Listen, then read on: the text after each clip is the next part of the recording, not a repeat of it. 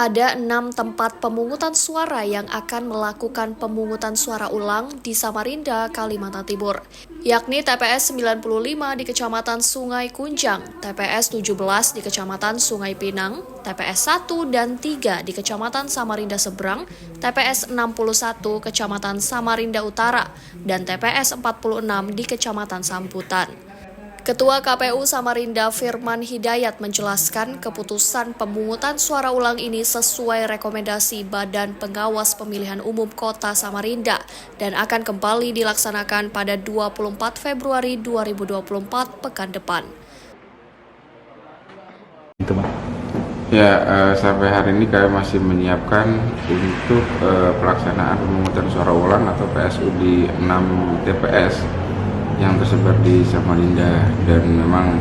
ada beberapa kendala karena memang ada kekurangan, misalnya seperti kotak surat suara yang kita stok kan nggak ada, jadi memang harus kita berkoordinasi dengan provinsi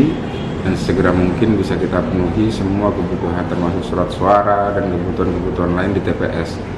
Nah, kami juga sudah berkoordinasi dengan para PPS dan KPPS yang akan menggelar PSU,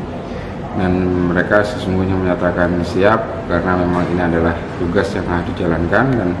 kesalahan-kesalahan yang memang tidak akan terulang saat PSU nanti. Sementara itu, Ketua Bawaslu Samarinda Abdul Muin mengungkapkan perihal penyebab terjadinya pemungutan suara ulang atau PSU dikarenakan ada pemilih yang tidak memiliki hak suara tetapi dilayani untuk memilih. Di semua TPS yang ada di Kota Samarinda yang jumlahnya 2.563, namun di dalam perjalanannya tentu di setiap TPS ada hal yang saya kira memang yang terjadi ya, misalnya di TPS salah satu TPS di Kota Samarinda yang kemudian bisa diduga ya mengarah kepada PSU ya, pemungutan suara ulang ya. Nah, kenapa ini bisa terjadi? Ya, memang pertama tentu juga kita mengacu ke Undang-Undang 7 2017 di misalnya pasal 372 bahwa masyarakat yang kemudian datang ke TPS tersebut tidak dapat memperlihatkan KTP-nya, lalu kemudian yang bersangkutan tidak terdaftar sebagai pemilih tetap dan juga tidak terdaftar sebagai pemilih tambahan, lalu kemudian melakukan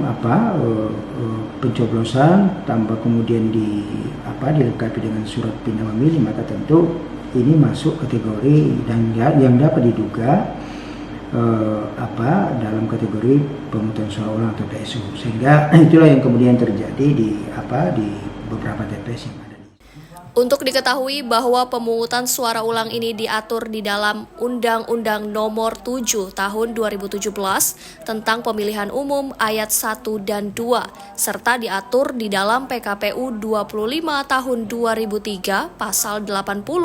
tentang pemungutan suara dan perhitungan suara. Tim Liputan Pradika Danang, Jasmine Jafar, Kompas TV Samarinda, Kalimantan Timur.